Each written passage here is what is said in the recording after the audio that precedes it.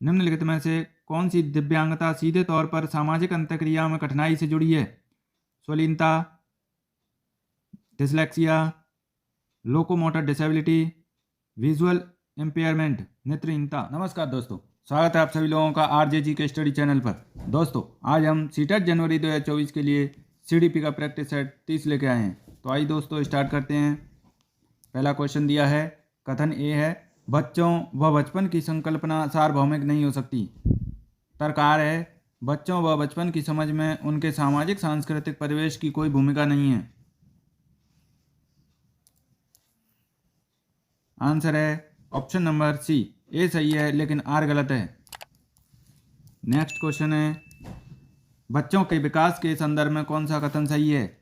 विकास पूर्ण रूप से आनुवंशिकता से निर्धारित होता है, विकास पूर्ण रूप से पर्यावरण द्वारा निर्धारित होता है, या विकास में दोनों आनुवंशिकता व पर्यावरण की अन्योन्य क्रियात्मक भूमिका है। 3/4 लक्षण जन्मजात होते हैं तथा बाकी पर्यावरण द्वारा निर्धारित होते हैं। आंसर है option number C. Next question, कथन ए है, विकासात्मक प्रतिमान की निर्धारित उम्र सीमा केवल औसत उम्र सीमा दर्शाती है। तर्क आर है, बच्चों के विकासात्मक विकास की गति अलग अलग होती है तथा वे अलग अलग समय पर पहुंचते हैं। आंसर है ऑप्शन नंबर ए और आर दोनों सही हैं और आर सही व्याख्या करता है ए की। नेक्स्ट क्वेश्चन,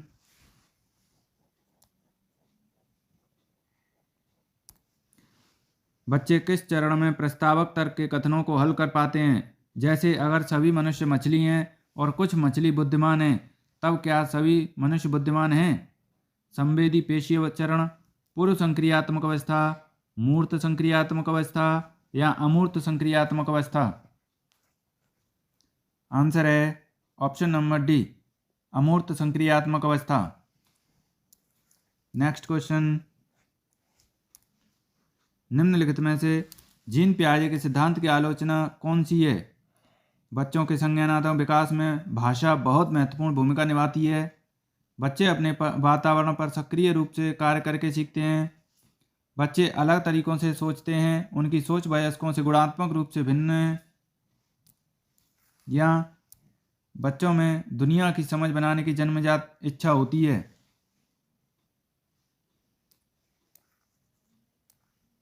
आंसर है option number A. Next question है, वाइगोत्स्की पद्धति जिसमें शिक्षक और छात्र सीखने में सहयोग करते हैं क्या कहलाता है? खोज अधिगम, पारस्परिक शिक्षण, क्रमादेशित निर्देश, प्रतिपादक शिक्षण। आंसर है option number B. Next question है, लेव वाइगोत्स्की के सिद्धांत के अनुसार पाठ क्या है? के संदर्भ में बच्चे को दी जाने वाली सहायता की मात्रा व गुणवत्ता में बदलाव करने की आवश्यकता है, बच्चों के संज्ञानात्मक विकास में प्रभावशाली नहीं है, के संदर्भ में बच्चों को दी जाने वाली सहायता की केवल मात्रा में बदलाव करने की आवश्यकता है, डी ऑप्शन है, के संदर्भ में बच्चों को दी जाने वाले सहायता की गुणवत्ता प्रकार में बदलाव करने की आवश्यकता है। आंसर है option number A. Next question, Lawrence Kohlberg द्वारा प्रतिपादित नैतिक विकास के किस स्तर पर व्यक्ति अपने निर्णय को व्यक्तिगत अधिकारों पर और सर्वोपरि अच्छाई परिणाम पर आधारित करता है? आज्ञा पालन एवं दंड अभिन्यास, अच्छा लड़का अच्छी लड़की अभिन्यास, अधिकारता एवं सामाजिक क्रम व्यवस्था अभिन्यास, या सार्वभौमिक नैतिक सिद्धांत अभिन्यास। आंसर है option number D. Next question है, हावर्ड गार्डनर ने बुद्धिमत्ता को एक स्थिर विशिष्टता मानने की परंपरागत सोच की समालोचना की। 12 अलग प्रकार की बुद्धिमत्ताओं को प्रस्तावित किया। सृजनात्मकता का सिद्धांत दिया। बुद्धिमत्ता के एकल संरचना सिद्धांत को प्रतिपादित किया। आंसर है option number A. Next question, राष्ट्रीय शिक्षा नीति 2020 प्रस्तावित करती है कि प्राथमिक स्तर पर बच्चे बेहतर ढंग से सीखते हैं जब ओ जीमत निर्देश की भाषा उनकी मातृभाषा घर की भाषा हो, जब विषय वस्तु गैर संदर्भित हो, जब उन्हें रटकर याद रखने के आधार पर आंका जाए, या जब एक रूपी और संरचित पाठचर्या का पालन किया जाए। आंसर है option number A. Next question है, प्रगतिशील शिक्षा में अधिगम का स्वतंत्र होते हैं वह उनमें सीखने में जिज्ञासा होती है, निर्देश के लिए पूर्णतः शिक्षकों पर निर्भर होते हैं, को अभ्यास प्राणी के रूप में देखा जाता है जिन्हें सभ्य करने की जरूरत है, निष्क्रिय प्राणी हैं जिन्हें शिक्षकों द्वारा नियंत्रण करने की जरूरत है।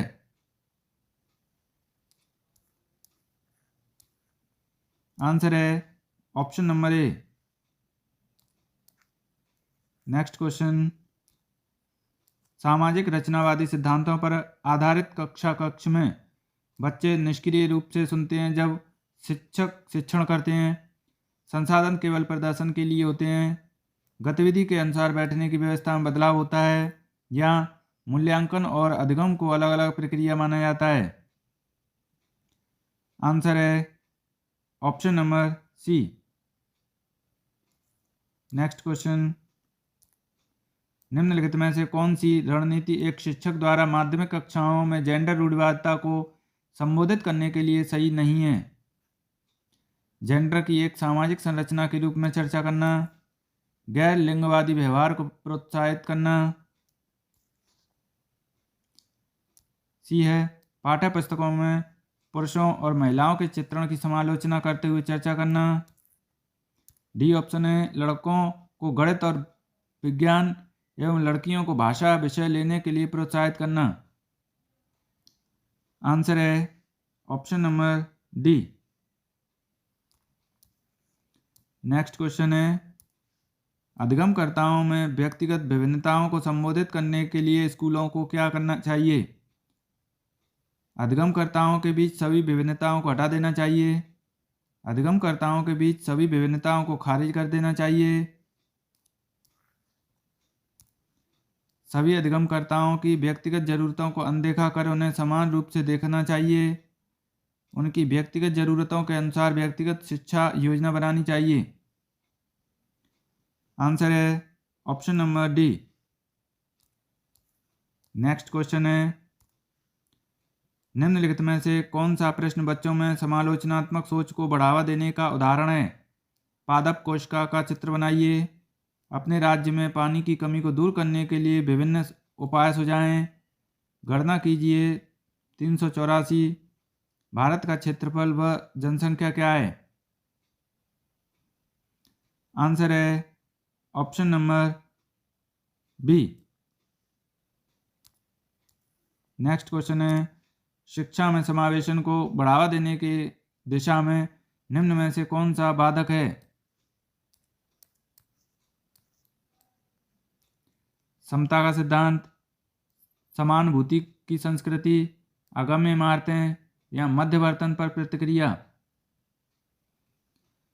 आंसर है ऑप्शन नंबर सी।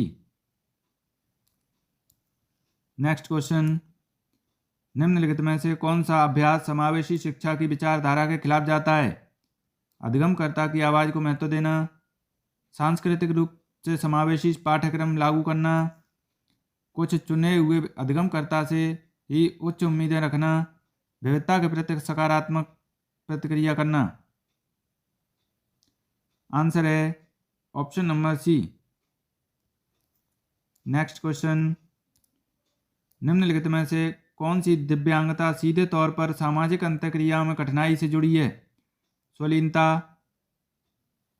Dyslexia, locomotor disability, visual impairment, नेत्रहीनता।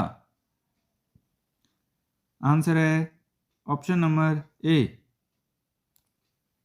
Next question है, निम्नलिखित में से कौन सा अभ्यास श्रवण बाधित विद्यार्थियों के सफल समावेशन में बाधा उत्पन्न करेगा?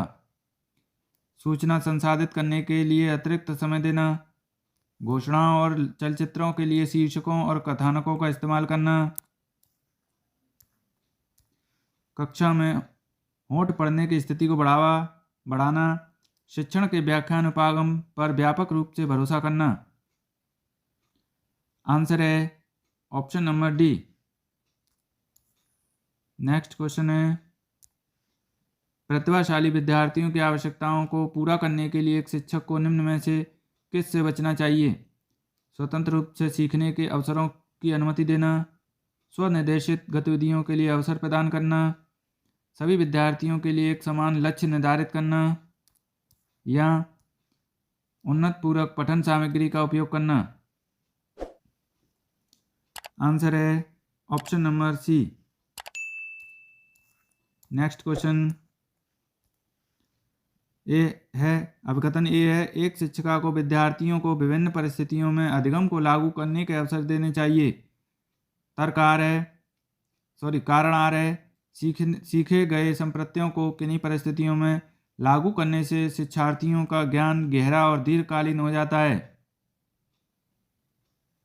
आंसर है ऑप्शन नंबर ए और आर दोनों सही हैं और आर सही व्याख्या करता है ए की। नेक्स्ट क्वेश्चन है, एक शिक्षिका अपने विद्यार्थियों के बीच संज्ञानात्मक प्रबोधन कौशल को सुसाध्य करना चाहती है। इस उद्देश्य के लिए उसे निम्नलिखित में से किस से बचना चाहिए? त्रुटियों को बिना चर्चा के खारिज करना, जो समझ में नहीं आता उसे पहचानना, उत्तरों का सहज अनुमान लगाना, या आत्म प्रश्नोत्तरी और आत्म परीक्षण। आंसर है option number A. Next question,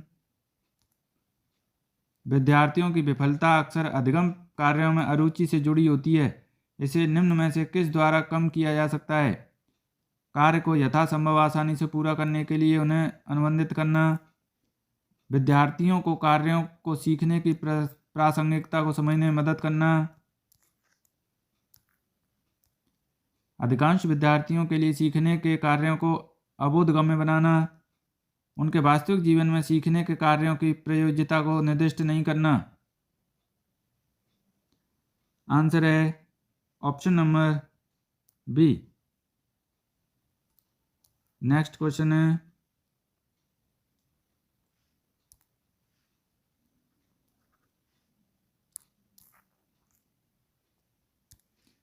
सीखना प्रभावी और प्रासंगिक हो जाता है जब नई विषय वस्तु पिछले ज्ञान से संबंधित ना की जाए, विद्यार्थियों द्वारा निष्क्रिय नकल कई बार दोहराई जाती है, विद्यार्थी अर्थ निर्माण की प्रक्रिया में सक्रिय रूप से शामिल होते हैं, या विद्यार्थियों की प्रतिक्रियाएं कुछ उत्तेजनाओं का उपयोग करके अनुबंधित की जाती हैं। आंसर है ऑप्शन नंबर सी।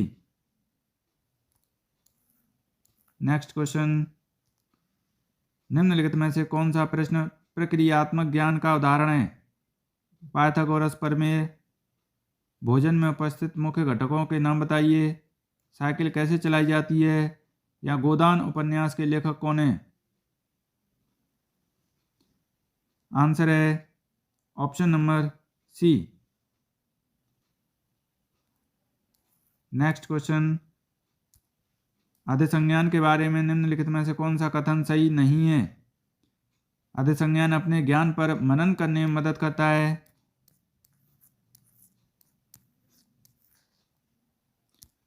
अधिसंज्ञान एक निचले क्रम का ज्ञान है, अधिसंज्ञान संज्ञान और अधिगम को नियमित करता है, अधिसंज्ञान सोच के बारे में सोच है। आंसर है option number B. Next question, निम्नलिखित में से कौन सा कारक विद्यार्थियों की समस्या समाधान प्रतिक्रिया में बाधा डालता है? चयनित समाधान के परिणामों की आशंका, लक्ष्यों को परिभाषित करना और समस्या का प्रस्तुतिकरण, कई संभावित साधनों की खोज, या सामग्री के पारंपरिक उपयोग पर स्थिरता। आंसर है option number D. Next question है, वैकल्पिक अवधारणाओं के संदर्भ में निम्नलिखित में से कौन सा कथन सही है? वैकल्पिक अवधारणाएं हमेशा निराधार होती हैं और शिक्षकों द्वारा उन्हें अत्यधिक हतोत्साहित किया जाना चाहिए।